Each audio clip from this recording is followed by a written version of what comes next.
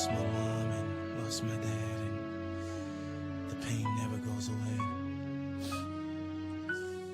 And there are only two reasons that I cry. Two reasons I cry. 'Cause my daddy's gone, and my mama's gone, and I'm all alone. I'm so all alone.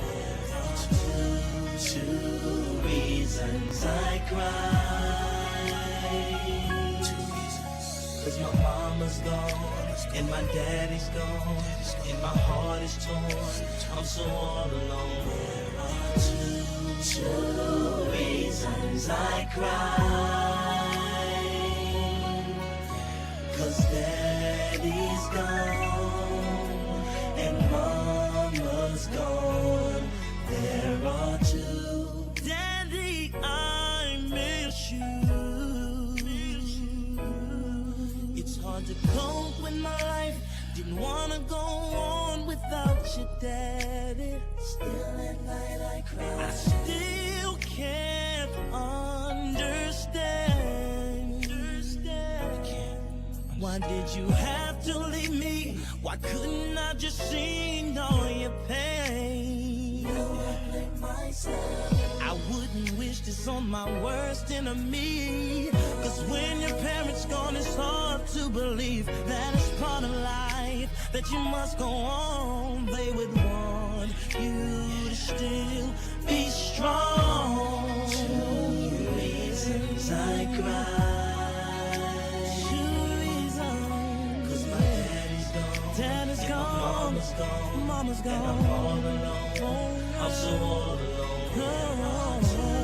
Two reasons I cry. Two reasons. 'Cause my mama's gone, and my daddy's gone, and my heart is torn. I'm so all alone. Two reasons I cry. Two reasons I cry. 'Cause daddy's gone, and mother's gone. There are two. Mama, when you left, felt like my soul had gone. I still remember the day, had no words to say, my heart was gone. You were the reason I lived. You gave me life that was pure, always kept me so sure of everything. I miss you so. I looked down on you and no one ever knew. I almost took my life so I could be with you. Yes, I miss you so. One could never know. And I'm lost, and I'm feeling so alone. Two reasons I cry. Two reasons. 'Cause my daddy's gone. Daddy's gone. And my mama's gone. Mama's gone. I'm all alone. I'm all alone. There are two reasons I cry. 'Cause my mama's gone, and my daddy's gone, and my heart is torn. I don't know what to do. I'm so alone. Two reasons I cry. I almost took my life. 'Cause daddy's gone, and mama's gone. There are two reasons I cry. 'Cause my daddy's gone, and my mama's gone, and I'm all alone. I'm so all alone. I wanna stop the pain. Two reasons I cry. Mommy and daddy, I miss you so much.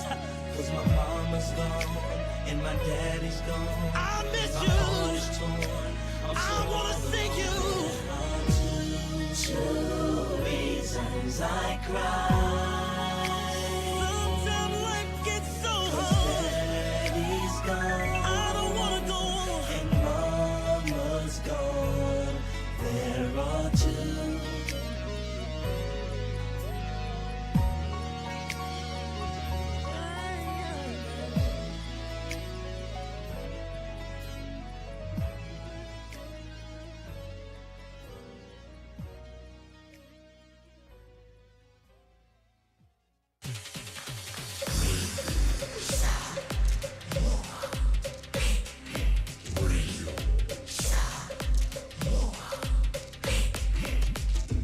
se lingoi votu amo. O te whātalofa o tātou o tunu o le amatanga o le vai o sa fau o tātou wheroa i mafuta tala tau longo a wāfo i le whaafonga tāpua i o le tātou o tunu o i au si mai ala o whaafonga. O te tala nei whai to o se isi au nanga e mawaifa so o ta inga te le vavave o le interneti. Wa wha au popo ai i isi fo i pisi nisi tau so o ta inga i lo tātou o tunu o. O le company o le SpaceX wa wha amatu i aile lei sene e mawhai e o na wha ngā i oi le atunu o le Starlink, lea e mawai le interneti, wa wha amatala ina se pepa o wha asana launga o se wheso ta inga wha o na ponei, e sili antu o na sawa. O le wha iunga o le vai aso na te nei na wha ilo ai le ofisi o le pule wha tonu po le regulator, le talia ai e le malo lea au nanga fau, ina ua wha mao nia e ala i se io e ngā le kāpeneta. E peo na si la fia talu na wha ulu whale mai le atunu o masini satelite, na au mai e nisi, whātasi ai malea whaso ta inga na whautu ai nai e le pule whatonu, e a watu ia masini e le sene, ono o le teimi lea e le I whātanga ina.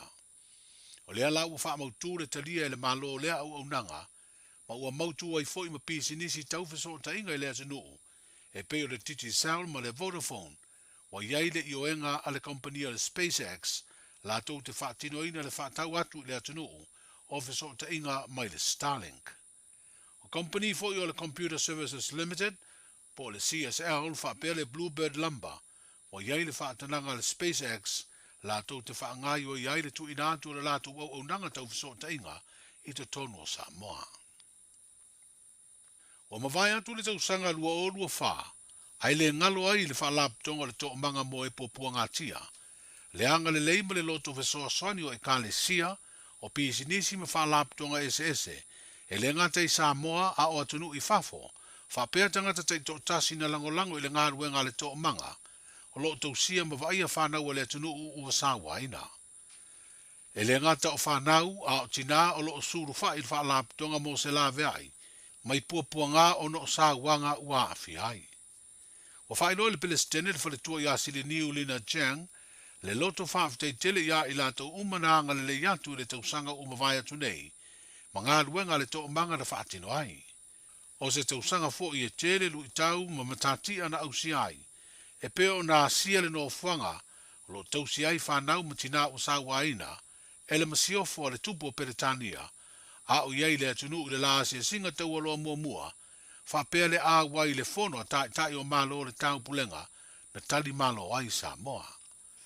O le masina amata le nito usanga fau na awhi ai le no fuanga, e le mafutanga tina on whaalaptonga le Savalia Keriso Ministry, na whai ai se fōa I lea fōi mafutanga, ma saunia se tau mafutanga wālo ma whanau, o lo I le no fuanga o le Campus of Hope. O se taimi mo mole nei tau, ai, I le whanau, tau aina, ia ma papena fo I ona hanga le angaina. Ai ua au mai lo loto, o te whakatai na uka manua I atua, ona le ara lofa, o nai tamata ia lo tausia. Ma matou o mai le nei aso ma matou baba ai ma le momomo o matou loto. Te a whai tātou te o ese ai tu ua tātou whanau o ai lātou te waia. Whaafitai I le nei tina I a lina malona loto I tu lai mai e whai se whainga o se mea ua lewa na tātou o mai ai Samoa sa tātou tanu I lalo ono o iai le maa o lo o iai le fefe o lo o iai le musu e tau halea. Ni finangalo whaalio nisi o tina o le Savalia Keriso Ministry, I se whaasara launga le to manga I lana upenga ta whae langi. O talia le sui whai pule o nganga I fumaunga tolu, le tei whono le vaenga wha upufai o le whaatua tua I le atua Samoa o tasi. Le whae unga le tamai tei pāle mia e wha mutaro na toi avea, ma min star na kāpeneta. O ni tū la talu o na tuana I le wha alawi loa ina o le whae unga le pāle mia, na whaelo ai le finangalo le sunga la auli le ua tea polata I Valfosi Smith, I lunga of so ta inga whao na ponei le api o fōlinga, I le asa whareini na te nei. Ka noa, o te manatu e leo toe pō mala e le nei matau. Nā fua le whai unga I le so, ono le matau pu o mō lia ia o leo o leo wai luma o le whamisinonga. iai ni whātalanoanga sa tu ina mai o te whamawhae aloa ia i le kāpeneta. Kei tai tautala ma le nganga whaaloalo. E le mawhai o na o whamawhae aloa ia. Ai le isa i lia le ami o tonu le whamsinonga. A whai lava e saule i unga le whamsinonga o te sala o na sanga tonu lea o lau whamawhaenga. Kei tai e le mawhai o na o whamawhae i se mea o lota oto ai le talitonunga o lo loto e mamā au manei me uma. Ui o lea Samoa, e u lava ina ou le tauli maina le tusi aloa ia le whai unga. Mai le fionga le tamaitai pālimia, le whasisila atu ai, o ou talia, ma le nganga whaaloalo ma le loto mawalalo, le whai unga wa mai le so. E lei whate ia fo ilo tangata, ona sa o ta pena lava, o fea lava e anga i ai le whai unga te maitai pāle mia moa, ta moa malau whaafonga, ta o ta pena lava, ona le fina wina o le ami o tonu, i le neim tau. Le sunga la auli le o tea polata i vau fosi Smith, e le teletonunga o le fiafi o le songa fua le nei vai aso, e fono ai fai pula le whaafare o le vanga whaapufai, o le whātua tua i le atua Samoa ua tasi. O mōria ne o leo se li i televoni sori tū la fono le tau whaasa se, i lona o fuina se tō ninga e whao ngā e fō mai, ma ia whaeloa i tangata i le whale mai mato tua o ia, o lo a onga wha fō mai le a onga le Oceania School of Medicines, lea o lo i mato tua.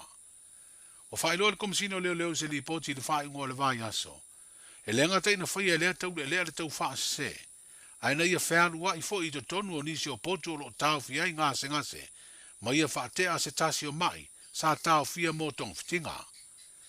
O lona la e ino o tōninga e whao ngai fo mai na avano ai, ona ia maua nisi o mea whainga ruenga e whao ngai fo mai, ai sa whainga tā i fo i ona i roa vavela na ngai o inga. O mōria fo i lona ngā o ia mea whainga ruenga, ma o lo nofu tau fia le vainga leo, a o whaia su enga ma wha mautu mōri anga wha pēle aso, e tūla i ai i luma o le whaam sinonga. Wa amatai le songa fuol nei vai aso le porkalame wha lea o onga, a le laka pisa moa mo le umi e lua vai aso, e a o ai whaia onga mau le lunga i lea tunuu, i to mai i le avea ima whaia onga le tālonga laka pi, wha pēa isi tiu te tau ave mo le ati na ino le tālonga, i te tonu kolisi ma onga mau le lunga i lea tunuu. Wa whaeroa le ofisi siri o le laka pi Samoa, le tō whase o Manu Douglas Ngau Jan, e tā ua lea o onga o no o whaatulanga e whaatino, e tūsa mā la fua o whaata onto e le pūlengo le laka pi i le larolangi. O whaaria fo i le ofisi siri, e matua tā ua tere le lava tā peno i la tau e vema whaia onga i tū la fono le laka pi, ina ia whaailoa tua i whanau o lo fia e tā alo le tā longa. Le aso sfuru tolu le aso lua sfuru wha i Anuari, whanga solo aile nei wha moe le laka pi Samoa, o stasio na porkalame o le ata talai le ati na o le talonga laka pi, mo le nei tausanga fau ua amatalia. O tala amatai o le nei vai aso, ua na o le Radio Samoa se furulima iwa toru a mo e tautuaina o e ilaungana fitu aso le vai aso. o te whatalofo o le tātu o sinu o le amatanga o le vai aso fau o tātu wheroa ima mafuta tala tau longo, o wafu i le whaafonga tāpoi o le tātu o sinu iau si mai ala o whaafonga. O te tala nei whai to o seisi au nanga e mawaife so o ta inga televavave o le interneti, ua wha o popo ai i isi fo i pisi nisi tau so o ta inga i lo tātu o tino. O le company o le station... Le ua tule bai le tātou teimi le nei fuwanga le fiafima le tautua le Radio Samoa se furulima iwa tolu a mo. Se fulu tolu minute ua te aile i tu la e fitu wha malulu atu wha funga mai le tātua tino. E lua masingi o te tino tilo i le teimile nei. O na iei niso le tātua tino lo wha ilo mai e te au. Tātou tala pea o tala ia o le aso vai aso le nte nei. Koe kiriki aku le tātou masingi no kia le situ. Nei o tātou tala na o le aso.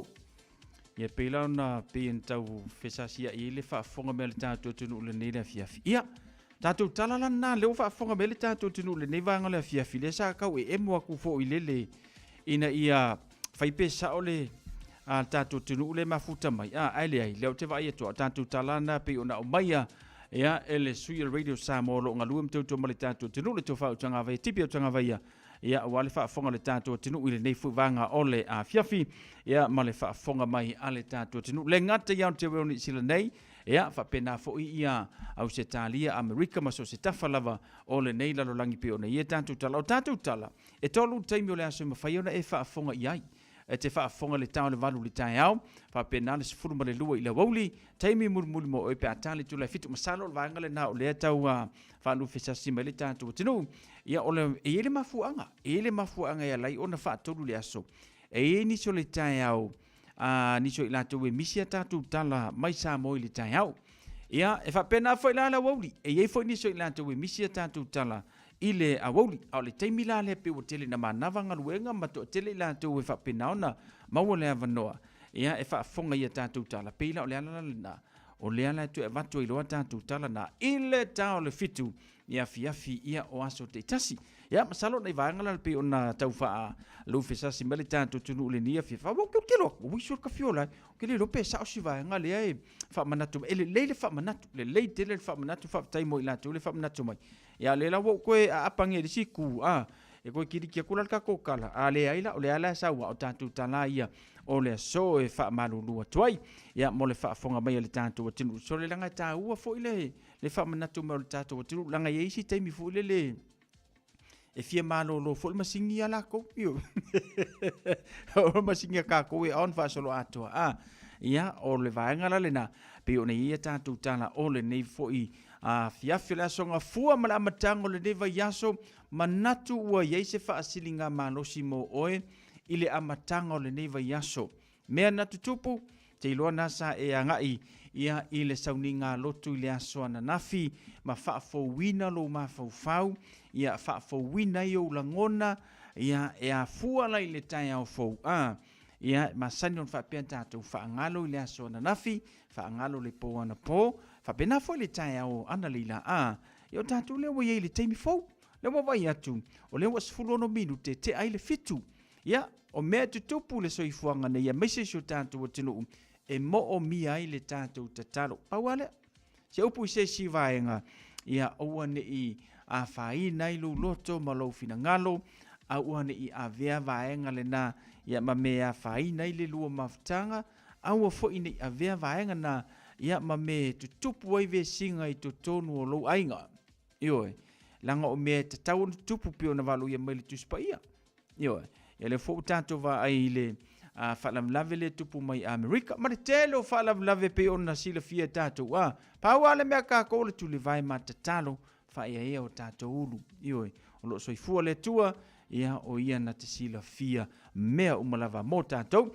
Ia, ai te mo se si whapoponga tātou tala i le tau le valu i le asoa tai au ma le tautua le Radio Samoa Sefululima iwa tolu amo o whapoponga na ia mo le nei fuwanga o le a fiafia se iau tātou o mo mua si haki le talo le tau tātou se e mai eiloa ia pole ase tūlanga o ia tātou fufuanga ia o le nei fo ia vai aso mai se la matango nei vai so to o tele i lantou ua to taliu fe au manga luenga ia pe o masani e tātou ngā mai lau wasa mo mo lau ngaluenga seki pe kau faa i vale mea ia o au ngā nao le amatango o au fe au mau ngaluenga ia o le nei fui vai aso smail faa fonga se vainga le tātou tala i le tau Talo falava lau tala nei o le tau mo le so ma le aso atai ao. Winga le tau mo le so, e iai teime au o aile nei aso e to ulwa vasolo ai nei timu, ai o le awa ai o le toi langi le lei mai o le tau i le awa uli. E fatu pula ia le angi malo si mai o savili mai tu sau teisi sifo i le awa uli mo le nei aso. Vevela fama wina e lusu fati keri ma le malo lua se fulu lima ti keri. O le angoto le la i le afiafiana nei i le tos fulu ono minute i le tu la iwa. Mo le aso atai ao e maatele ina le le winga o le tau pe tai e ono iai nei timu e to ulu i le awa uli. E angi mai savili mai sau te isisifo mai ono whaatupula i le malosi i le awa uli ma le afiafi. Vevela o le aiai lusu fati keri ma le malulu e se fulu fati keri. O le aosoa ele la i le tae ao i le se fulu tolu minute te ai le tula e ono ma o le angoto i le to fulu ono minute i le tula iwa i le afiafi. Ma o lau tala nao le tau mo le so ma le asoa tae ao. O se vai ngana tātou tala le tau le nei fua wangala fiafi ma le tautua le radio Samoa sfali me vatolu amo ia se mai lo tātou se vai ngana ngata i fale markalena o le whainga whaiva ia peo na iei tātou le nei fui amatanga le vaiaso wha ngā solo i iei au fufuanga ia le ngata fuelo nisi o tūlanga peo na iei ia le amatanga le neva yaso ia mavaenga pe ona wha sauni o tu iei tātou. Au kilani fa mawina lus lima minute te ai le valu le tai sua le ngata i fale au kilani mau mali atu le afatono le tu lai val po ana nei fa nga solo mai se vainga le ngata i fale one hanga se fulu tolu minute te se fulu bretasi le tai sua le ngata i fale mau mali atu i le iva minute te le tu las fulu le lua le po ana nei ole no fanga o matou manu kau het le fa mawina i le ono minute te se fulu bretasi sua le ngata i fale lua se fulu no minute te se fulu bretasi le po ana nei mau mani atu ele ngata i fale mo manu kau. No whanga whase e ngā mori wai penchi le whamawina 5 minute te sumaritasi le tai au sua ngata i fale. Mau mani atu mo tātou i le luas fruiva minute te sumaritasi i le poanane. Ia, o le kalena le whainga whaiva langi leile so whale tonu tai au whale tonu le aso lulu. Ia, langi leile aso tofi whapenala aso wharoile aso tonai ma le aso sa le whamesi vanga lea. Mana ia le tulanga ia o le ngata i fale mo tātou pe ona iai. Ia le tala o le tau pe ona reportia mai le ofisa wa ai tau iau kilani i whanga solo iai au fufuanga o le nei fui amatanga o le vai aso. Se vainga nal tātou tala tau malinga tātou ngata i fale ka leno le whainga whaiva reportia mai le ofisa wa ai tau i au kilani.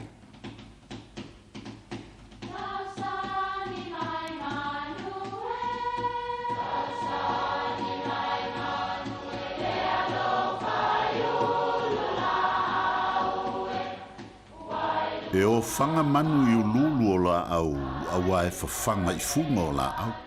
A o le tangata, e whawhanga i upu matala. O le mawhileo o alanga upu mamuanga ngana Samoa maona whaapongai, e a fua i lona si o mianga.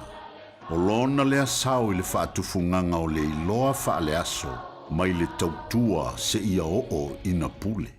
O alanga upu mamuanga ngana, ua lanto mamanuina le tō whamanino a Samoa, mana tua foi, e tāo fitau muli le atunu.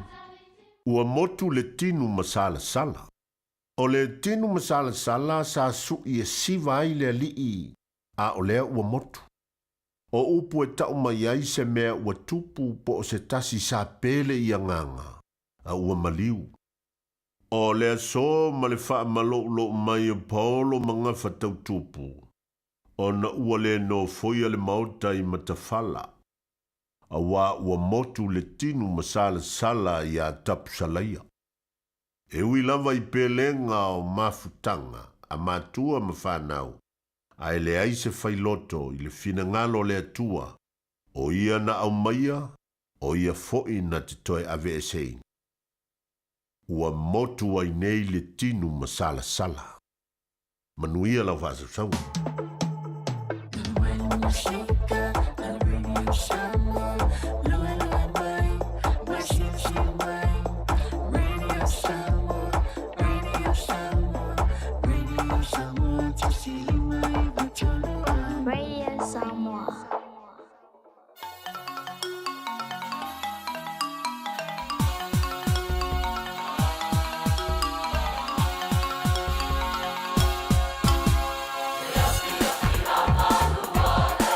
Oh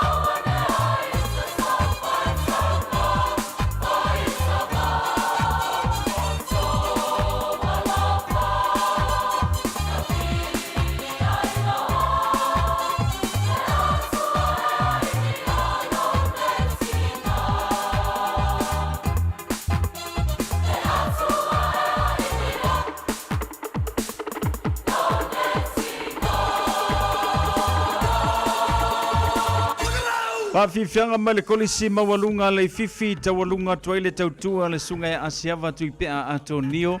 Ia, awala wa foi le tu whata sio le tātou porkalame o le mauwha sa mamoni. Ia, awala wa whafonga mai le tātou tinu iso se tafa o le neila no langi. Mai se lava totono au te roa ia pi o na yei ia lana tautua. Sei si whapoponga le tātou porkalame le nai le aswa atai ao. Ile temi masani pe tātou aulia. Ile lofa maranga le leo le atua. Ia, se mai le tātou porkalame se i wha whiloa i ma wha tā lofa ina ia tātou paanga.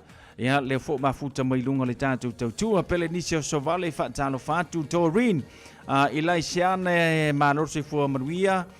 Maiava le mafuta mai. Wha tā lofa atu fo ian Charlie Robertson le whaimeo le mafuta mai Samoa. Charlie, mai le talo tau tātou Samoa. Ngaua kau whiorolo mai ngau mai laa. Ia fa mo na ua seki le tau tātou le ni fuwanga la fiafi. I lunga le tātou YouTube channel le mafuta mai Amelia fa moana. Manor se fu manuia Amelia. Fa fitai a mosa i lunga le tātou YouTube channel pa ngamasani le tātou porkalame. Email pone i au se talia fa talo fatu i lunga la le tātou YouTube channel si osi lua fulu. Le mafuta mai uta talo fai alo fatu si osi manatu na fa si malu lua o tau. Ia ala ua masaro po se furu minute te sumar tasi le nia fiafia George. Ia alo fatu manuia le nia fiafi. Ana maunga alo fatu mo oe whaaftaile whaatasi mai awe te popole le seki lava tātou. Le ngata fo ilea kuini sa velio i lunga le tātou YouTube channel. Ao Fatomaniko Sioso malo se fumaruia whaaftaile whaatasi mai. I lunga lava fo le tātou YouTube channel. Nu au sala ropanti le mafuta mai California. Ia, ana maunga alo fatu mo oe whaaftaile whaatasi mai le nia fiafi. Le au pepe pili yoane alo fatu to ina. Ia, whaaftaile mafuta mai le nia fiafi. Fatalo fatu talili fale au ngā ma lorsi fumaruia le mafuta mai vi o lauli wikalo fa ia lele la kama fa atu taua ile nei fuwanga le fiafi pira enaliko le mafuta mai ile Bank Village Iranui haftel fatasi mai pira lo fatu mo oi fatalo fatu ya pele motunga le mafuta mai California America le ngata fo le o Janet Ansianta mai California le foi mafuta mai ai sa te vanga ia le mafuta mai I au kilani alo fatu mo fa tel fatis mai ele tanto porklame lungo le tanto YouTube channel al Radio Samos Flima Eva Tolu amo Matau te whaia ni fo aroi le aso lava te fio mai ai ile Shine Dental ai e inga whaapitoa Matau te salia le Afterpay Zip Q Cards whaapea wins quote ile Shine Dental e whaia fua whaatalanoanga ma le ACC ile Shine Dental le aise tongi mo whanau ile bao le se furulua ile se furuwalu tusanga ile Shine Dental talanoa mai le tongi no le whainga o nifo e whaunga ai le Zip Smile Now Pay Later le aise tului ile Shine Dental. A fio mai le 555 Great South Road Manukau pe bala aule lua fitu ono fafa. Lua fitu ono fafa mo le Shine Dental. I feel lower so sad. Omega ka. Diana knowing more. Omega ka. Sabaleta umofie. Omega ka. Feeling my loyale Omega ka. Omega Cars, lua selau Cavendish Drive I Manukau. Pole telefoni o iwa lua fitu 5 tasi lua. Susu mai Manukau ne Omega ka. Umalole kesi le Omega ka.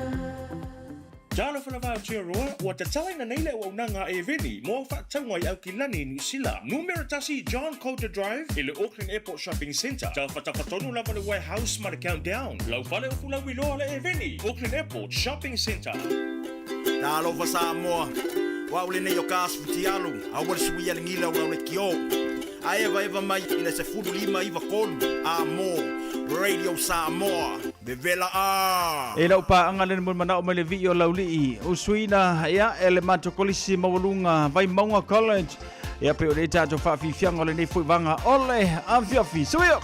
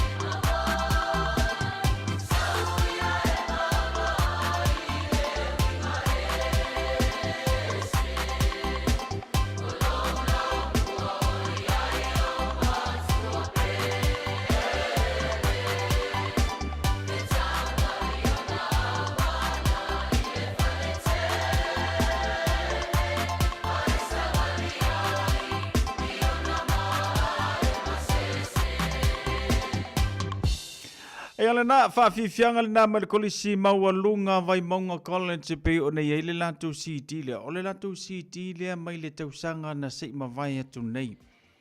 Pe se umar CD lea, e makua mea le lei ai whaanongolongo. Ioi, a whaiti fi whaanongolongo I whātunga le vai maunga college o lo ilungo le tātou YouTube channel. Ia, mai alu te mai moa, whaafonga whaanongolongo I le matango fio si ufufonga le kolisi. Kolisi la kolisi a matou. Iyo ina I vai maunga. Ia telefo a kolisi ngai a mako. Ia o le fifi, ia laku I malo fau, ia aluaku I ngai fea foi. I le kolisi o Samoa, ia ma le tele o a onga primary school ngai ai. Ai o le temi mua le ne wo whaanongolongo ai ise CD po di pese kolisi le nei a vai maunga. Iyo, a le paku mai aka mai kia vai maunga sole. Ele ma. He maanga ia kele le whaanongolongo. Ia, alo whantu vai maunga. Ia, mai lātou umalawa peo mauma le tātou porklame ile nei fuwanga la fiafi male tautua le Radio Samos Flima Iwa tolu amo. Ina wa tela titi la afara fitu. O le wa ngalo ia kia ukako wa sofanga. Iyo, aile o le la wata tala tule le ino mo. Ia wha peo o le sola upefte. Ia ngai kaal mai le ia tau. Whamanu ialo wa sofana. Ia ile amatanga o le neiva yaso male tautua ale Radio Samos se furulima Iwa tolu amo masalo fo ile umistatu teimi ia mo le whamurianga le aso whanau mo le aso soifua ile nei fo vanga ole a fiafi male tautua le Radio Samoa ile nei fo ia fiafi tato laina o tala tumoe whase belungo le tato Facebook page mo le tato YouTube channel ia mwheno o mawaina le tato aso whanau le ngata fo ileo le tato emaili on air at radiosamoa.co.nz mawalele ile whamurianga le aso whanau mo le aso soifua ile nei fo ia fiafi tolu fitu ta silima I vatoru ua matala ma oe mo le tatou whamurianga le aso whanau mo le aso soifua talia sa uwala au e ila u whamurianga le ua taunu mai a tau le nei fo vanga le fiafi lunga o le tatou emaili whamurianga malo whaanga whamurianga o le aso whanau o se tasio uso whaau au kilani fo isanga o sa tapuala ma sa foto whaafetai le tua ona ua mawhaia le uso nau lia mai malmanuia mailo na aso whanau I le so fo iai pēr le vi inga I le tua ona olo na lofa malo na angale lei ua toi whaapopo ai se tausanga mo o le uso whaafetai mo mea umalo e whaia tutonu se o tātua ainga maise o le tātua mātua a lofa le tua toi whaapopo nisi tausanga se tele mo o le uso a wau tiu te whai tutonu ainga no e kalesia e maise ngaruenga o whianga iei ma oe. Once again, big happy birthday uso. Alofa anga mai yo mātua malo taui au kilani ma tipolo wha pesi to ia ina ia asa. Uso, matai toa lua silio nieces and nephews mo oe. Love you uso, maruia tele le aso whanau. Mlaso soifua ile nei fuivanga ole a fiafi. Tanto walau lewa iai talofa.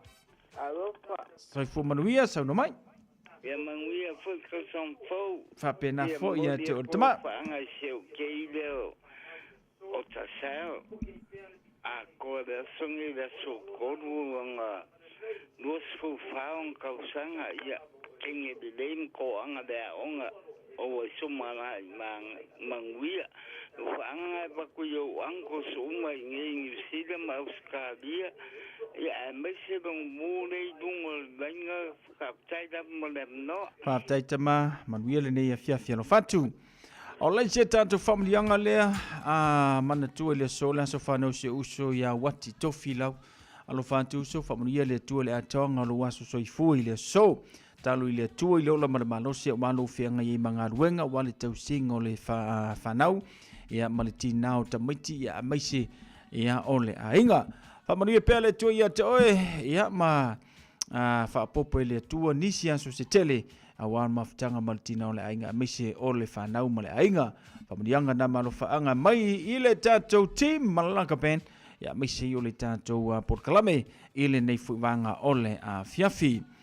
Paulale nao na ia o lo whaanga le wa whamanianga o le whanau le wa si usiaki a kurunga la o Facebook pe isi se tātou whamanianga pe se whamanianga wa o mai ale ai. Ia lano winga o Paula nana ia tātou whamudianga ia o le aso whanau ma le aso soifua I le nei fuwanga o le fiafi. Le lei, o ila tau lewa, au lia mai le soto o aso whanau ma aso soifua talo I le tua. Wha popo ma fawai nisi tau sanga se tele mo o tau awa mafutanga mainga ia manai whanau a wese ia wō ma au me mamai pe o nei iai o le soifuanga ni tātou te leiloa le 5 minute ai o le toanga lave to tuli matatalo i luma o le tu sosoan mai le tātou wholaunga ia mawhaopopo inisi tausanga se tele mo auto. Mai le pulenga ma lau whengaluenga Radio Samoa se furulima iwa tolu a mo manuia tele o tu maso soifua maso whanau i le nei awhiawhi.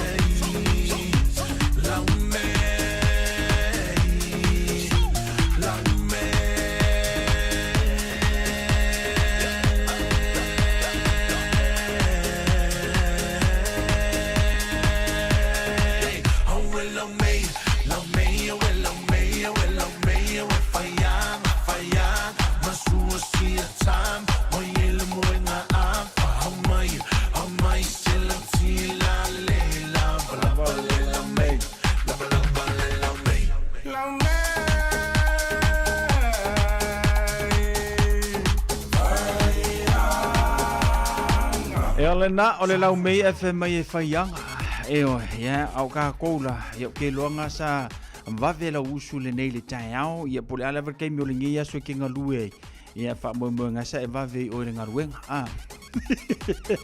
au fa o so ngaka vo le mewa fa si le vo e malolo o ila ia tatu fa malolo si le matali o fe au ngaruenga o le nei fo i tausanga ele o mi fo ianga kuri ka ko ia so malolo la matango tausanga ia ai paku fo ka ko nga ko kongo nge ko sanga fantalo fatu no au sala ropanti mano se fumaria lunga le tanto YouTube channel mafuta mai America i California amelia fa mwana tanto YouTube channel le ngata fo le show te ia ana maunga lo fatu ana maunga fa tele fatisi mai la pepe pilione le ngata fo le fantalo fatu fo le tanto por clame ia i atalili fa leonga malo se fumaria fa tele fatisi mai pira enaliko pele motunga le mafuta mai teneta asiata le ngata fo lia sa te vanga fatalo fatu malo se fumaria puna olofai e kwansi le mafuta mai fatalo fatu lava mal falo le ngata fo lia fatalo fatu ya tala itonga paila le mafuta mai lungo le tanto YouTube channel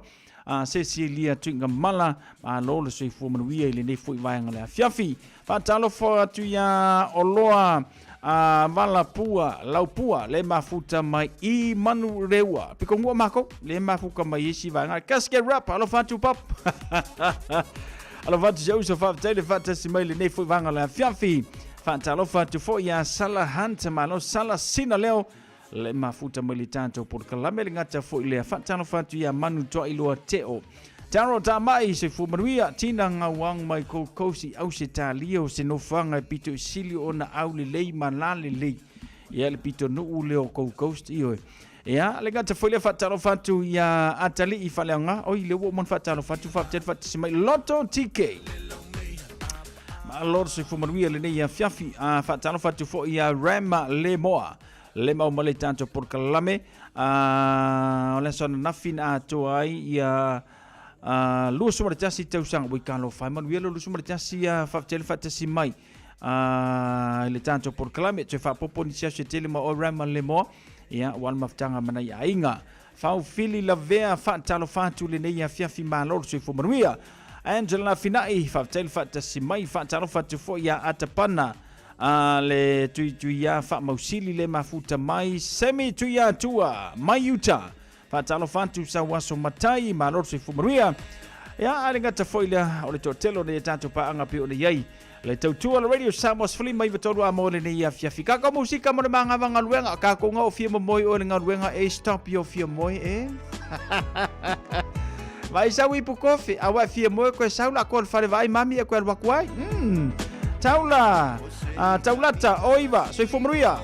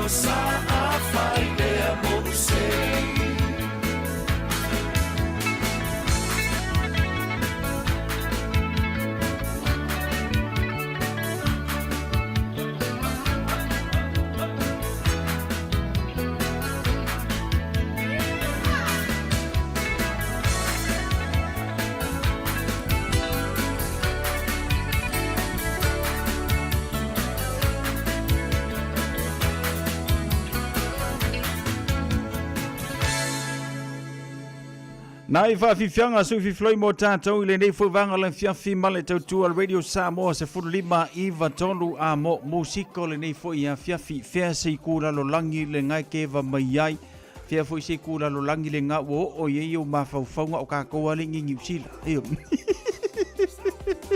he kau kuku mai ko kongu o mawhauwhaunga o le whakwa a maka le lua o lua lima whamamole si au kama e wailo kau kuku mai ko kongu o mawhauwhaunga whamamole fatalo fatu saindi tula epa ma lor sei fo manuia sa male ula Pereira fa tele fata simai ya male to telo ne tanto pa anga le dei foi vanga ole afiafi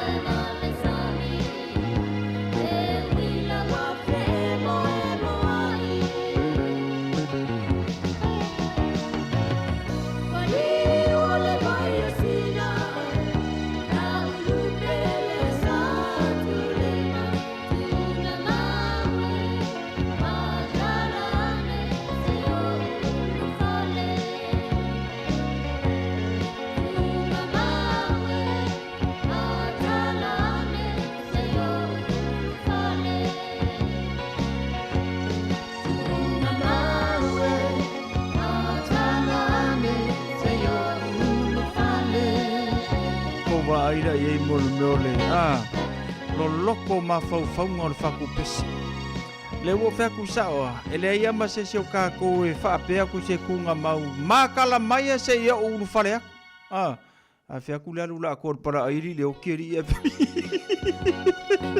so o lo ngo winga le makala mer kunga mau wa ya lula ko mole me fie o la e museo so makau kia ia fa tunga o tato maka ngo fie upo pesi ya fa senga ya oi kama kikire ro to rangi se ke fa ya kule kingi kiki asa vali mengil makongu ya so le e makau kia le au le e oi le la wo ngofo mala au henta meni ile mama kwa ma ia mako I manuka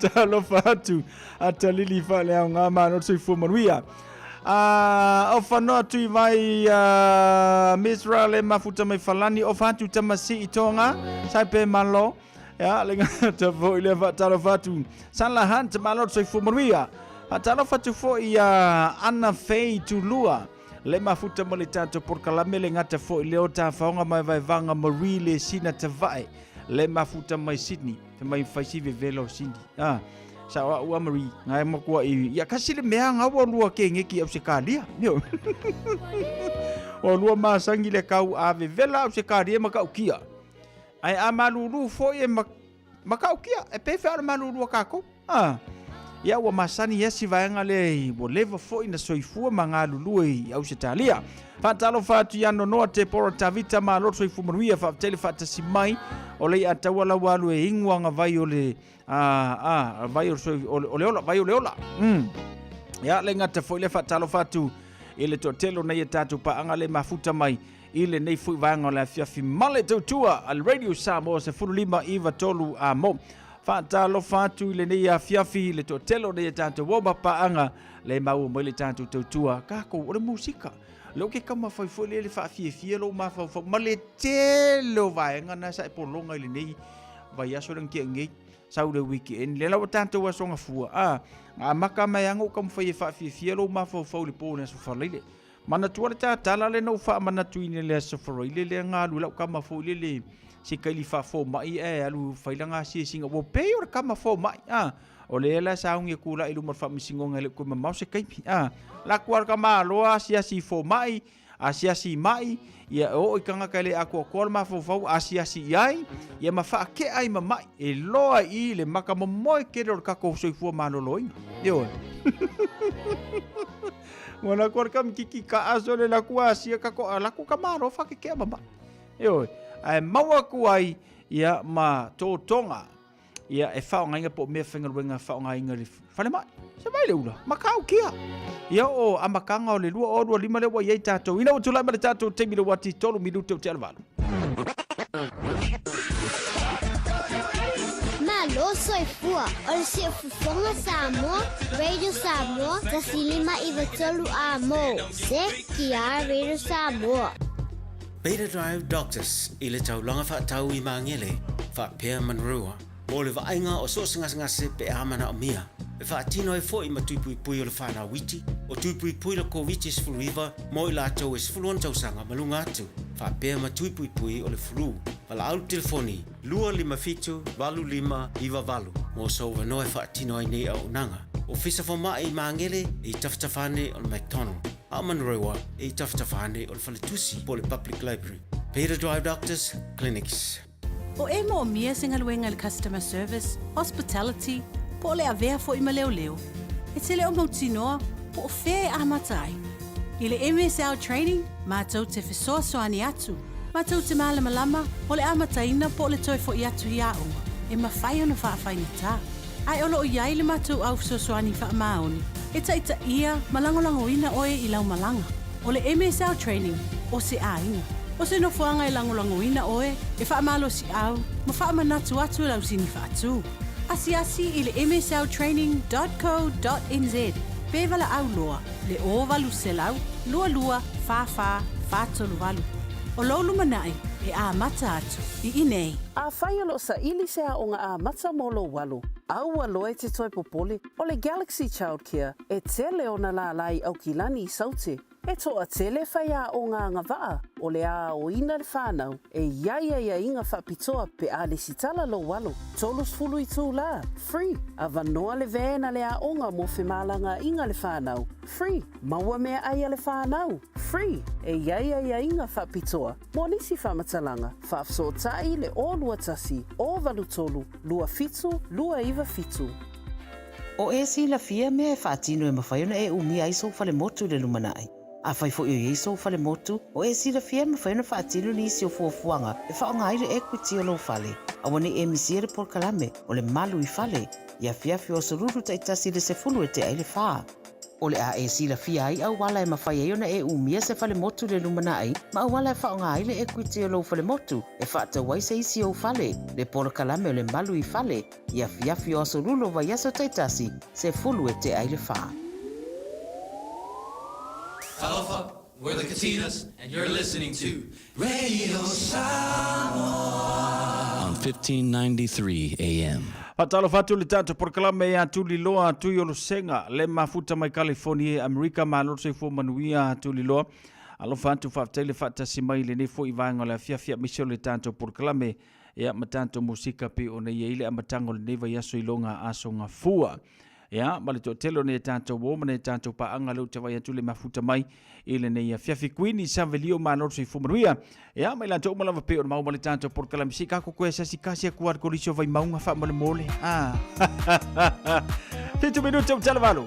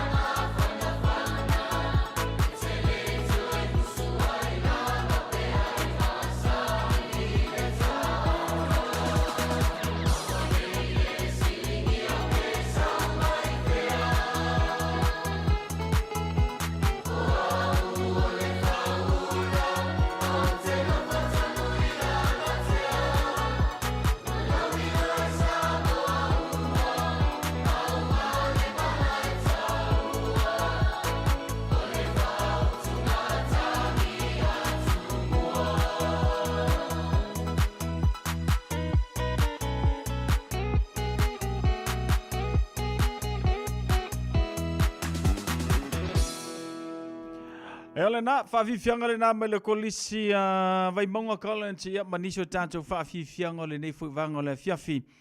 Ia pe ona i ele tautua le Radio Samoa se furulima iwa tolu a mo.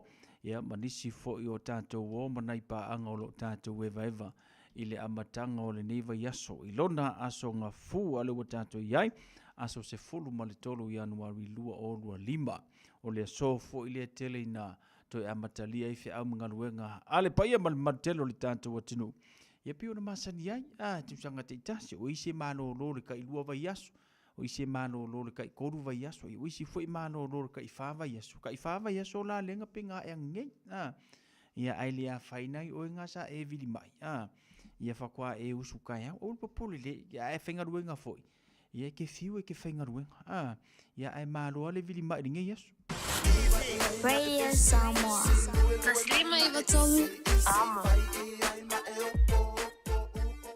Talofa o au o leilani. Mātou tena nofo whaatasi malau to o lua le mawha naumana i o mātua. O te pala au i le Healthline pe a whaia langona le tino mai e se tasi o i mātou. E le ai se totongi o le nei au o nanga, mai mawhai ona o tala no e se tausima i mō fautuanga tau soifua maloloina ma whaamatalanga i mea te tau ona whai. O te wala au iai ai le tinga ina seisio i mātou. E awa noi teimi uma, lua sul whai tu lao le aso, mo aso uma o le vai aso. E maua fo i le fesosoani mo se whaamatala upu, pe a whai o e fia tala noa i lau lavanga ngana. E lea i fo i se tutongi, wala au loa le Healthline, i le o walu se lau, ono tasi tasi ono. O le Casa Beds and Appliances, o le tali o umana onga, i o loa e whaatotonga ilo mauta, ini tau le lei, toi anangata, e mawai moenga ngau si tutono New Zealand, wha a pese tino fōa le potumalo o lo, lau aimano fōa, TV, la au pese, usa aisa, masini tā lava, telefoni fe aveai, maisi. A whiu ane loa i le whawhituwha Great North Road o tau, po le tolo fituiva Great North Road i Henderson, le Casa Beds and Appliances, telefoni o valu se lau, lua, 5 o valu se lau, lua, 5 Jalo whanawao tia roa, ua te talaina neile o unanga e veni, mō whaatangoi au ki lani ni sila. Numero tasi John Coulter Drive, i le Auckland Airport Shopping Centre. Tau whatapatonu lava le warehouse ma le countdown. Lau whale ufu lau iloa le e veni, Auckland Airport Shopping Centre. A whaialo sa ili sea o ngā a mata molo walu. Au aloe te toi popole o le Galaxy Childcare e tele o na la lai au ki lani i saute. E toa tele whaia o ngā ngawaa o le a o ina le whanau e iaia inga whapitoa pe a le sitala lo walo. Tolus fulu i tū la, free. A vanoa le vēna le a onga mo whemalanga inga le whanau, free. Maua mea aia le whanau, free. E iaia inga whapitoa. Mo nisi whamatalanga, whafso tai le o lua tasi, o valu tolu, lua fitu, lua iwa fitu. 24 hours a day, 7 days a week. Radio Samoa streaming live on www.radiosamoa.co.nz. Pesa na mole mana o mai e Queen Savelio. Amatanga le tausanga ai makua i fe ai maka ukia le pesa la kinkiki. Ioi. Kango ale lo makua kango sa o ale kior palaka. Le langoto. A oina upu eseina o ia. Sika ko walu ye, sika ko fa longolongo. A se upu eseinga fo le makango le kausanga.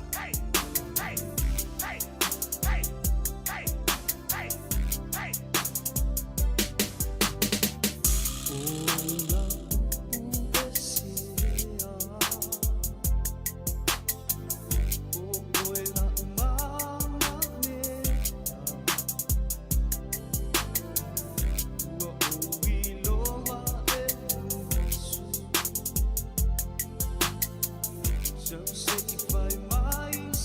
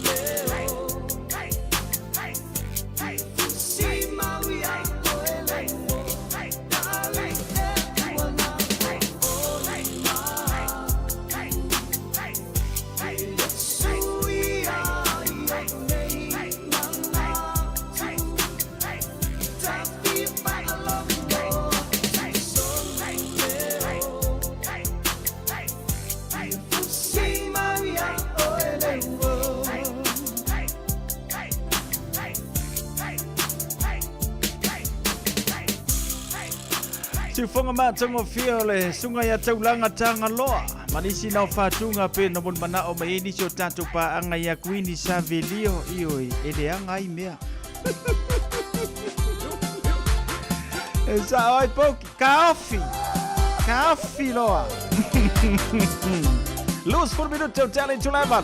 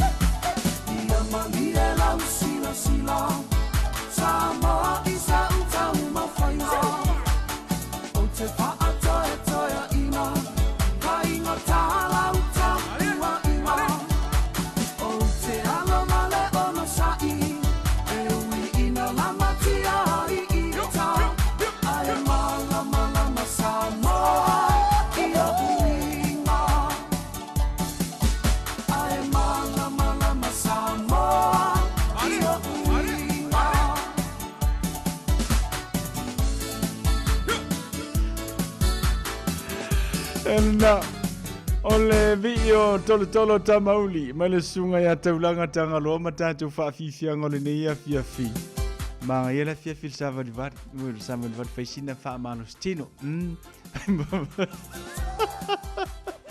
ma faisina tatu fa manostino la fiafi wa songa fuai o le toast mar ko laisa ioi o furi fa ma fa le fiafi la ko langa luka ko ko inga luenga ka lava o sito ina masilo matue singa i a fo ya ma singa fai a ya ma singa i pu lauti ale tu ina po singa i pu vai vela a e po ile fiafi ya a ka ko ile laukele ya o fo ngia ko ngue pu le o ile meki fie ka usami i o singa to so singa sua fai o singa ko lai sa singa ko pai ia marka ko elengi kam vero le taio yoi ke le asi kai de fai ai fa sua yoi ia ole fa oka e pure apa fenga fai lau taio ane si de maka ole ma wor soi fu manolo inga moka ko le ni fu vanga le fiafi Pantalo fatia aina anting malor soi fu maruia male to telo na ia tanto pa anga pe de le tanto por kalame musika Radio Samoa suli be vitolu a mofa tano fantu mo ena tinga lue ma lole nga lue le nei afiafi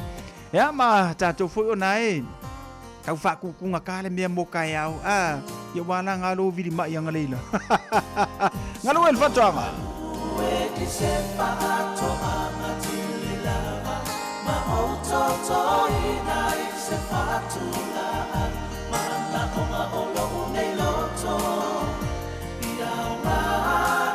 so asau wati no mai nei a malu na uma ai o te leilo so na tau ma oia we no boloma a nei a fa ata funa la au e ole fa ato ana fe pula fi mai sa auto to ina manova maoni ina ia tua mai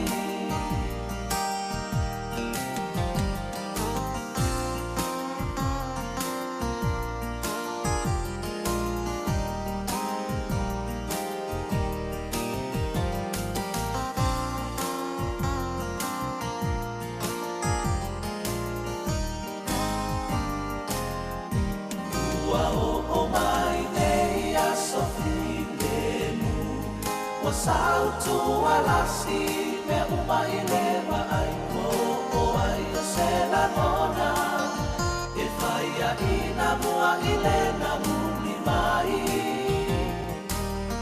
a o se tau tai poto se io na fuatia le tai o le papa ma nona lo to oia we o te nina e na tia toto la au e ole fa ato ana fe pula fi mai awelo une fatu fe ea oi ai sa o toto ina manova maoni ina ia fuama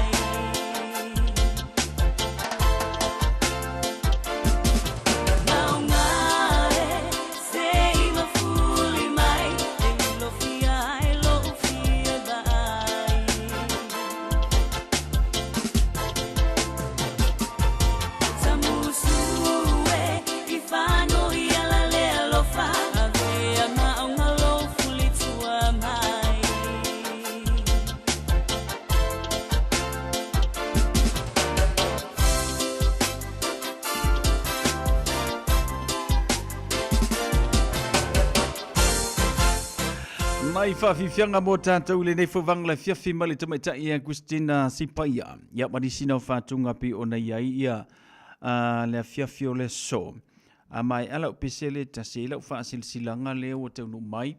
Ia o na whaanga solo i whulu nei e tātou musika pi o nei le nei a whiawhi o le asonga fua. O le tele o tātou porkalame le whaiona amatalia. Ia talu mai ia so malo lo le Krisi Masima le tausanga fo masalo. Ia pole vai aso fo le afa penana tele na toi fo mai ele tele o tātou porkalame.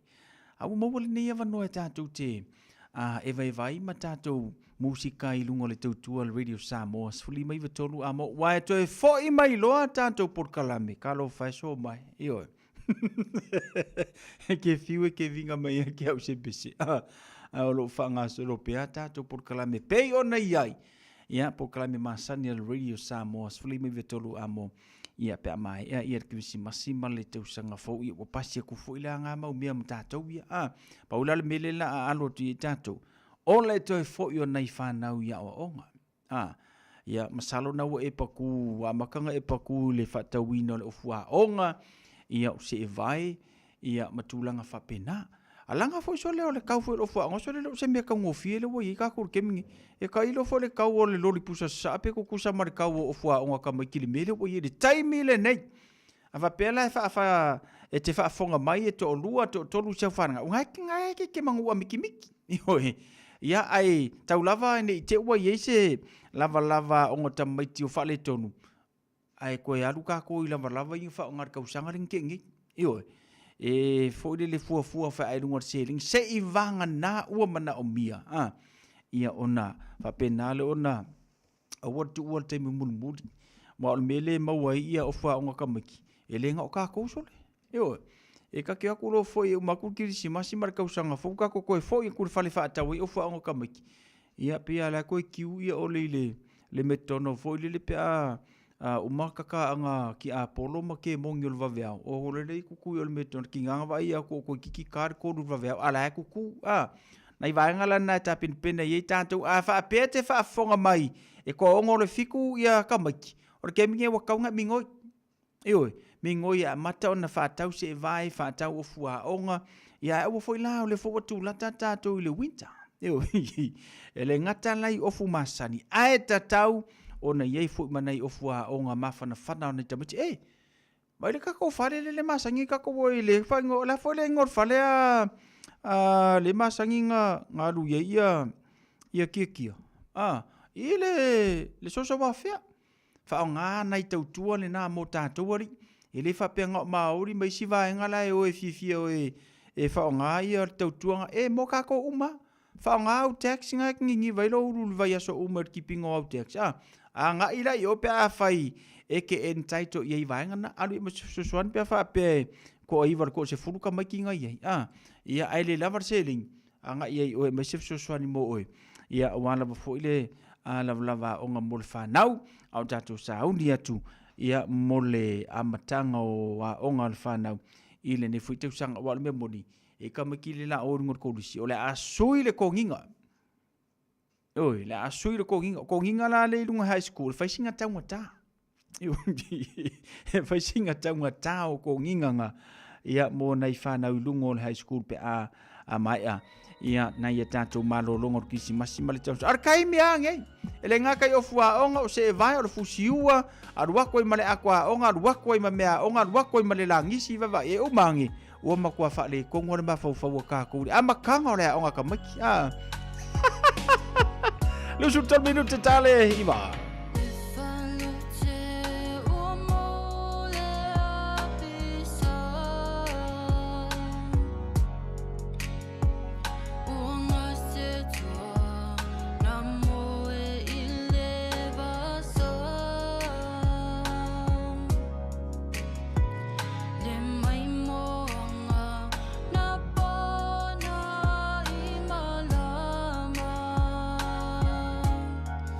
Wow.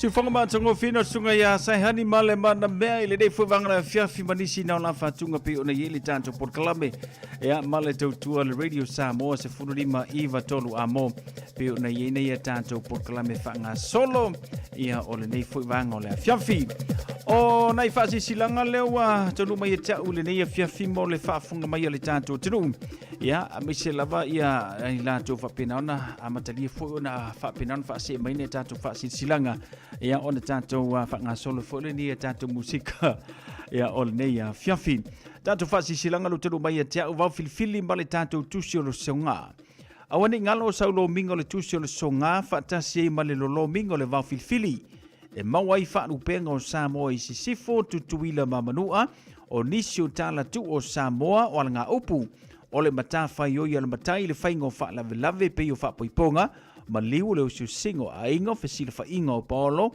si I fa no alo fa ngingo I kalesia maritele o le nganga fa lo longa fitu se fulu tala lo tau na lo official lava radio Samoa I le tolu pa tolu ono Hopewell Avenue I Manukau e mawai mo nisi fa matalanga vala au le lua tasi lima I vatolu lua tasi lima I vatolu pe tanga iane ele shop radio Samoa doko daranse te mo mai ya pe fai mai sau oko tanto tusilena ia ile amatanga ole nei fo I tausanga.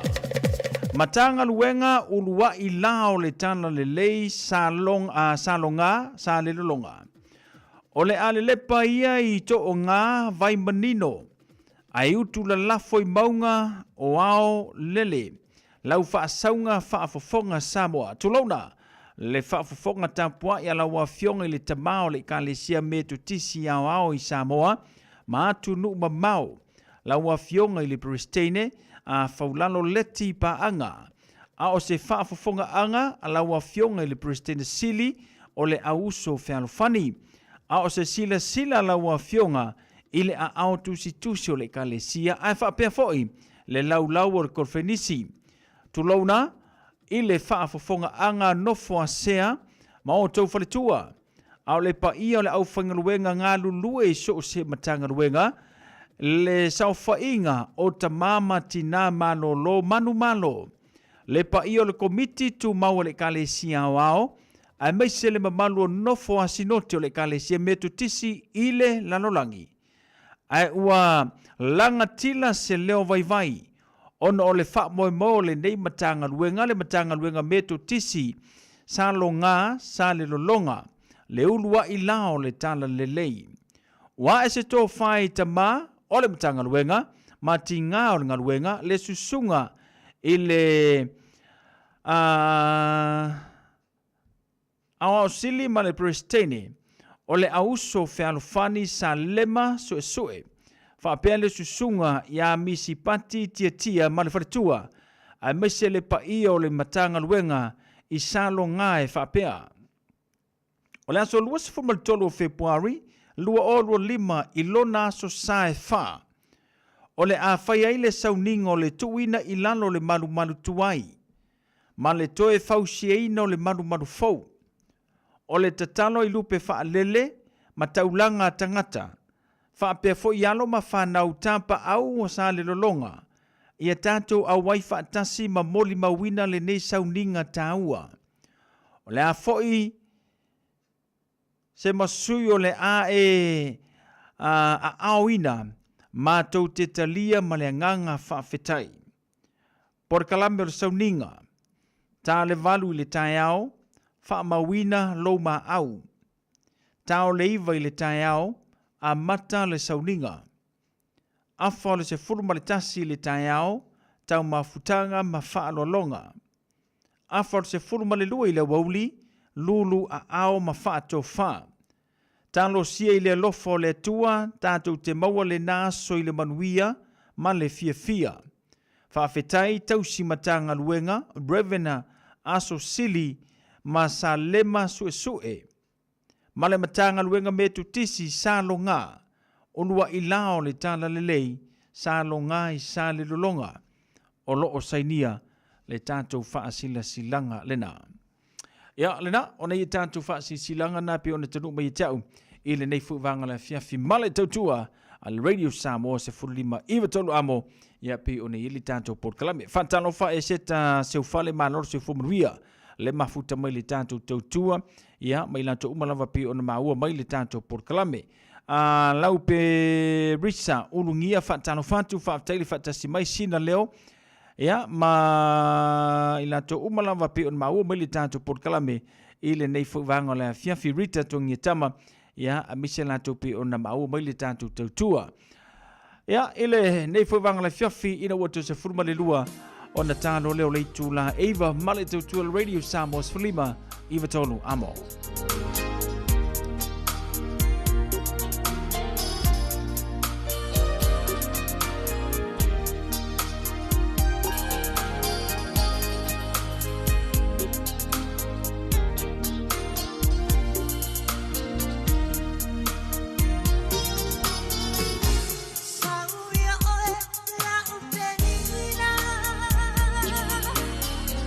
Say, liu mai ao, for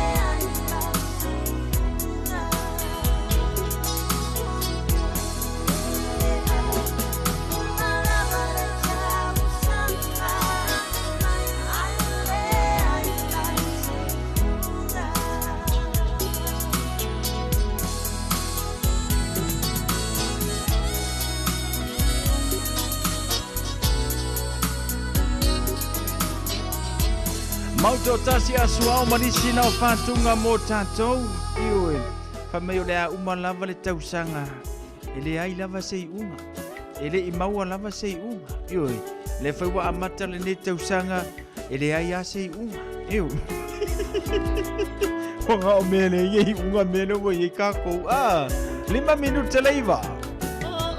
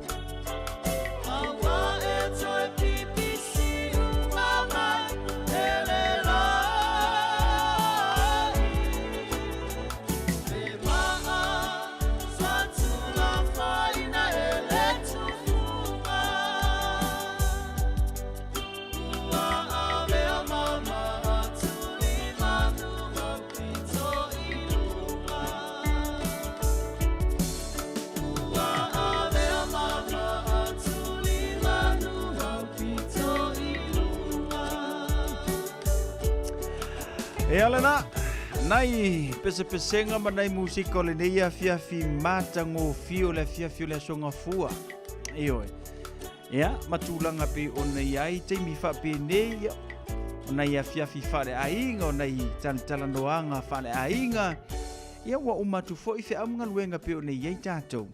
Ia, me se fufuanga pe o na masani e le toe taliu o tātou i fe amunga luenga pe o na masani ai. Le lawa matalia tātou ngā luenga masalo. Por fai ungal nei masinga i le amatanga o le masina fau, o le ato e taliu mato e amatalia ia, awa onga nei whanau. Eo, tūlanga na pe o na ia tātou tāpenanga, tō tele niso i lātou pe o te taliu mai tāu whaonga mo le tātou tunu o Samoa, mālo malanga manuia, mālo fo i le whinau ma le asiasi nei a inga, kūlanga ngā wakaunga i e kākou ori, kākou ngā lulu e ma tātou oi kākou ke ka whawhao ma, relax o tātou ma whawhau, ai alu fo i o ani i tāpenanga mo so ainga i Samoa mānaia, le leitele o tō, o tūlanga na pe o na tātou motu mai ma le taula. Ia ono o le tau mawhainga ma le atina ina o nei a tātou a inga i Samoa. Ia, a o oe aia ngā saua la mautu sau a inga i Samoa. Koe wha mauku a kili.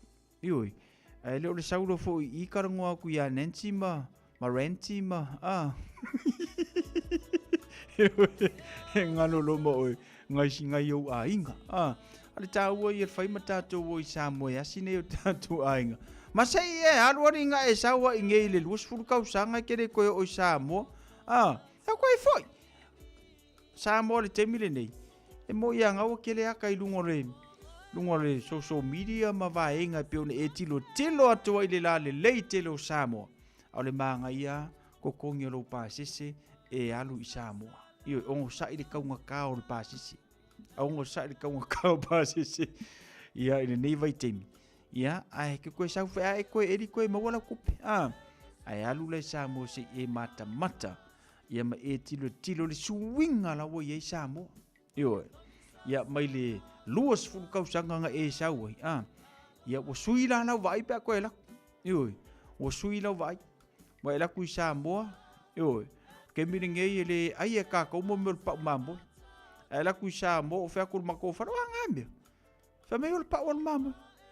Pa ko ai ngambe. Sure.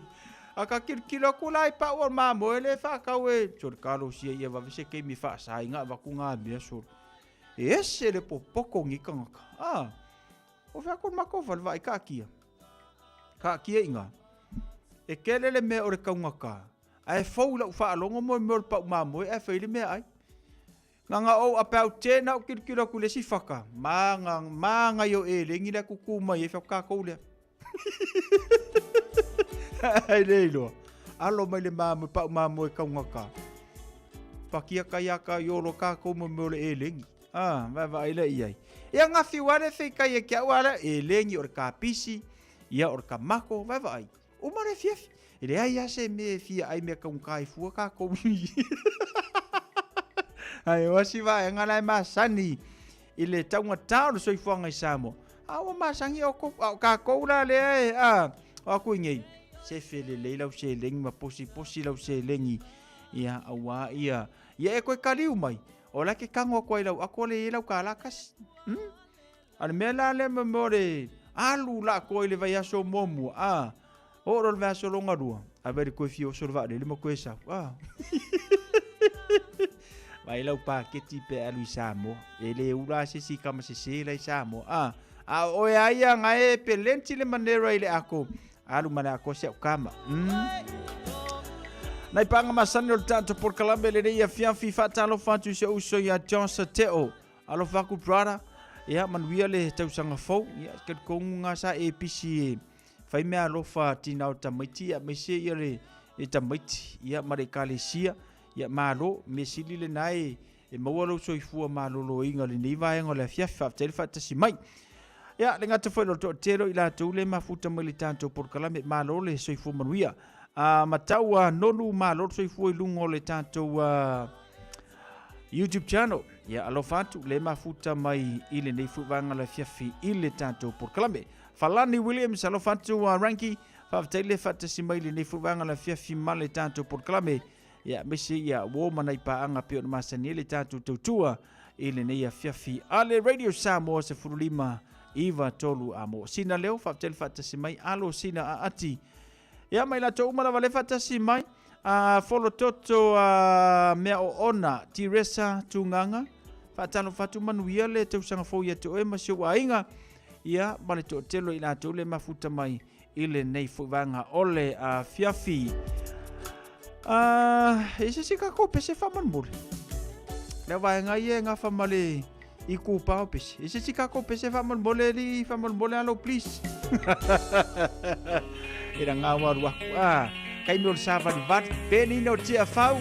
Ina ua se furu 5 minuto o tele tu leiva.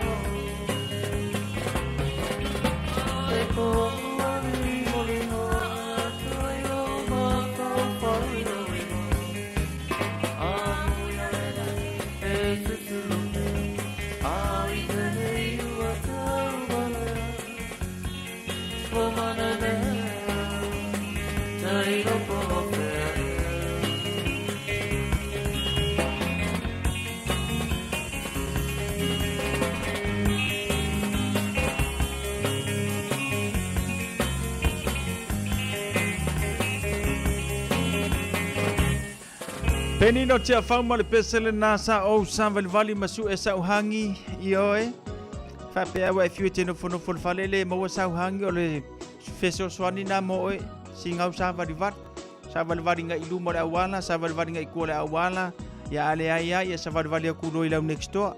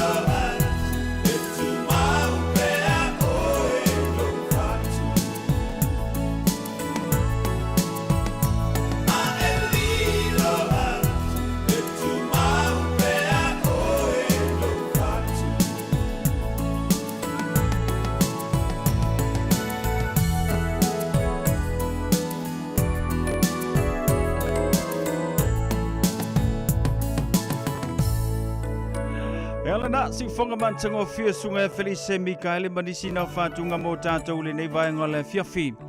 Mal pesele na fa mai a fuli mai lo tua. Ia ka ilo ipo wa yesisi wo fuli a kusonga papakua a o a matale tausanga.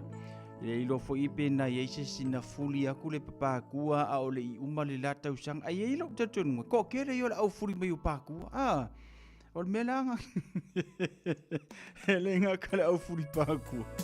Ale au kui pakua foi vanet fa fonga le tunu. Ya sei fai. Ele le ya le fuli me lo pakua me alwaku ma e alwaku ya.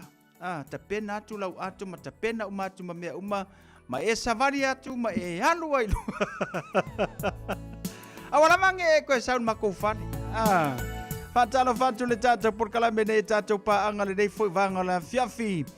Ya ila tolo mafuta mai se fumaruia fa taileva mai le tanto por kalame mai se le tutua al radio Samoa se furulima iva tolu a mo Agnes Fesolai fa talo fatu ma lor se fumaruia ya le ngata foilia sulunga a meke fa talo fatu tahiri tuina ya mai la to umala vale fa tasi mai lua tolu va fusuanga ma lor se fumaruia Rita tongia tama ya ma ila to uma pe one yili tanto por kalame fa moi ia ele i u me se pa ku se sia vai u mal pa ku ka ka le se me ke e kai fu ioi e pe u me ala ko pa ku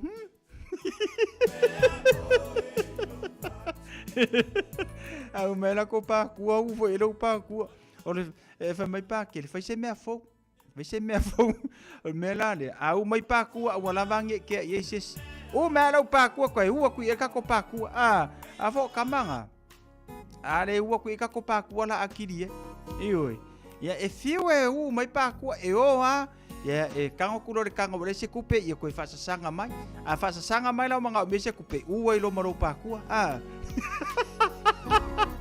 lu su ton minuto televa ua e musu totongi mai tu pewa upu ona marielea olo Tofo ia u isi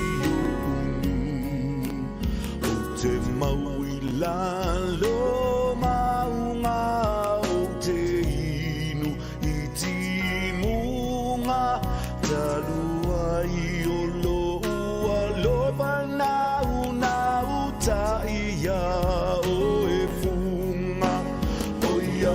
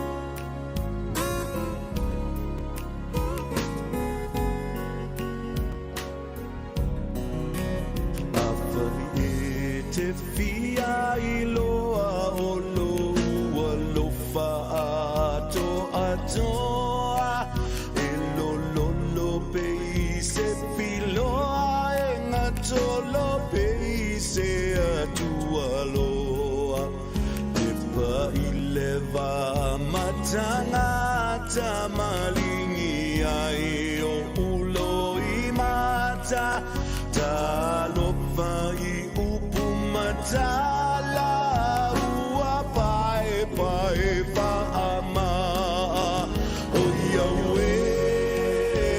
Yahweh la upele fa pele pele ole a so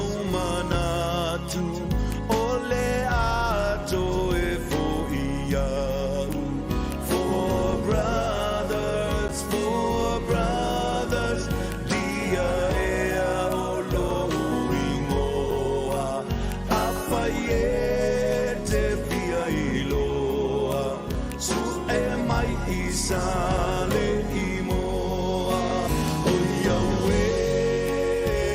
Yahweh la upele fa pele pele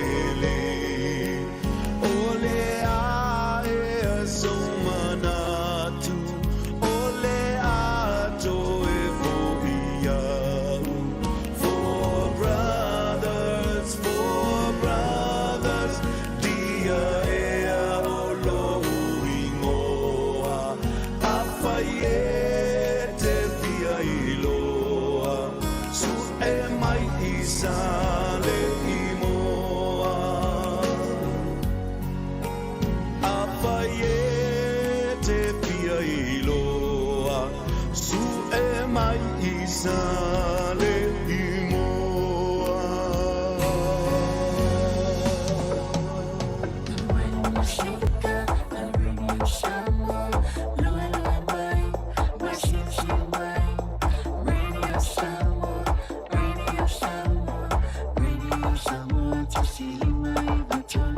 Radio Samoa. Hi, I'm Leilani. I live with my husband, kids, and my parents. When one of us is sick, I call Healthline. It's a free service where I can talk to a nurse or paramedic for health advice and information about what to do next. It's available all the time, 24 hours a day, every day of the week. And if you want to speak in your own language, just ask for an interpreter. Call Healthline on 0800 611 116. Jalo fana va roa wa te tala na nei le o nanga e veni mo fa tangwa au ki lani ni sila. Numero tasi John Coulter Drive ile Auckland Airport Shopping Centre. Tau whatapatonu lava le warehouse ma le countdown. Lau fale o fula wiloa le e veni. Auckland Airport Shopping Centre. O le R-Dash Travel, o le company numero tasi le taungo fio pasese mo whemalanga inga i Samoa, whapea le malanga mai i Samoa i New Zealand ei. A whea de loa i le ofisa o le R-Dash Travel, tasi valu lima Great South Road i Marurua. Pe vili mai i le telefoni tolu iwa lua o wha o o. Tolu iwa lua o wha o o mo le R-Dash Travel. Ua na o le Radio Samoa, se furulima iwa toru a mo, e tautuaina o e ilangungana, fitua so le vai aso.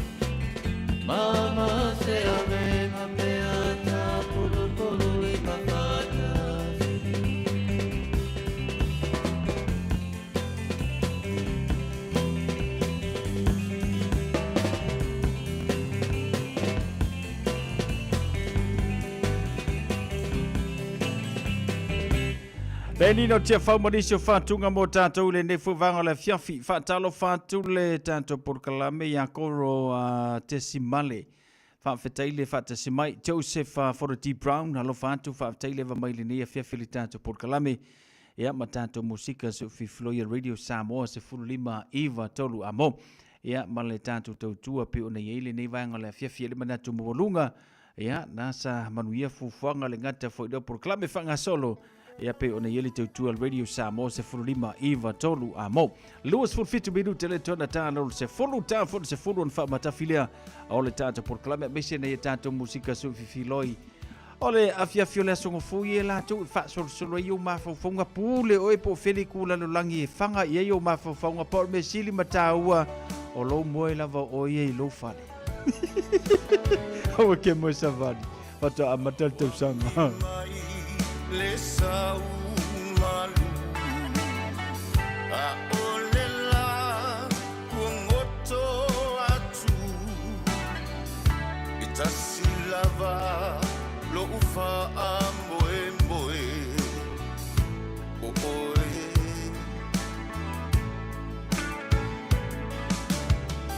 le lalolangi ombo onga ewana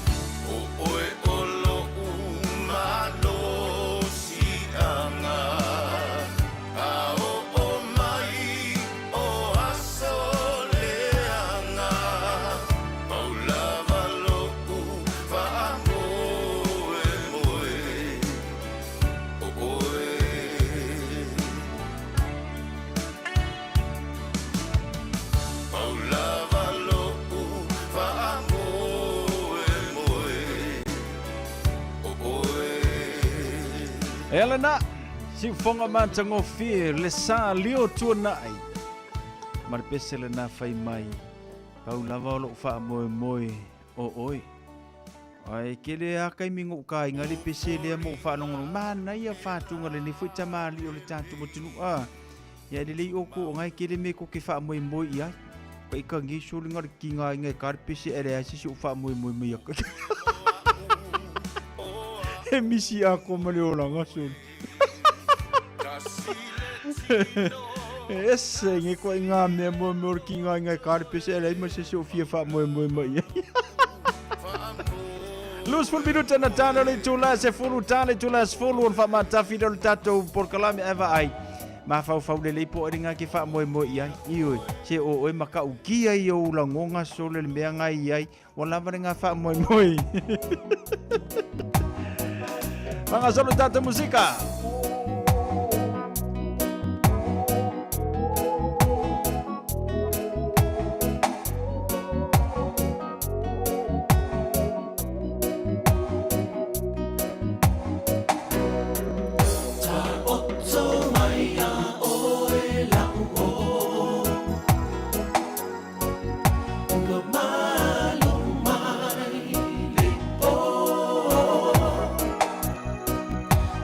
Full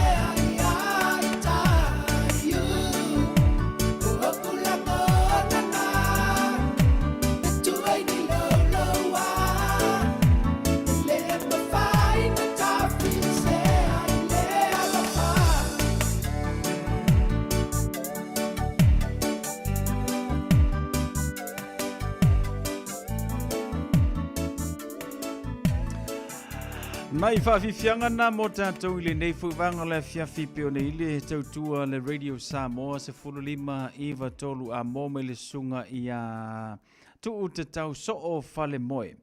Ea ma le pesele nā peo nei i tātou langona i le polonga.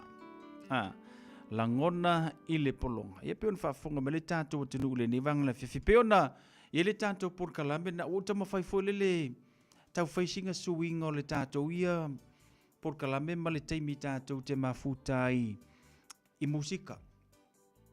E le aia se me sili matau o le watu le musika o le vaila au tāua ma o ngai lo mawhauwhau. Sui mai ei sau whanongolongo i le tele ma le tele o isi porkalame.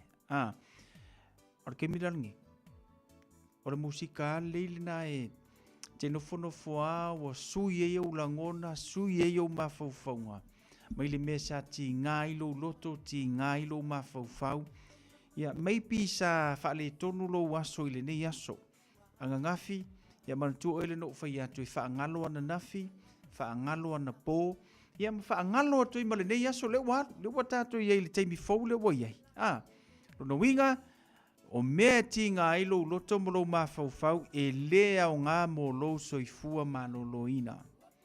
Ioi. Peila ole te mi uma tātou te mafutai. Ia, ole tūlanga na pe one ili tātou porkalame. Ia, ole matuane o tātou musika so fifiloi e whawhiwhi e lo mawhauwhau. Ia, masi i tau avi ese e lo mawhauwhau le ngasu. Le i tātou le teimile nei, ma le tele o meo lo tutupu mai. Ia, paolana meo te mamoli atu mo oe, o nei e tātou musika. Ina ia maua, ia se swinga, ia ilo mawhauwhau ma meo o tātou iai. Tātou porkalame nā nevanga la fiafi anga le lei mai le tua i malo longa le tātou watunu i le nei vaenga le a fiafia mai se le amatali o fe au manga luengo le aso atai au. Iai a leu ma wha le tono le tātou porkalame o te matua ati o tō a mawhanwhana. Sina matau o le toto le tātou li whaola ma mamanga lo le tau o auna nei ai. Wha manuia tele le tua mo o tau manuia malo longa le neipo. Manuia fe amunga luenga le nei vai. So we'll see you on Wednesday. Sau si whanua seu wha soifua ia.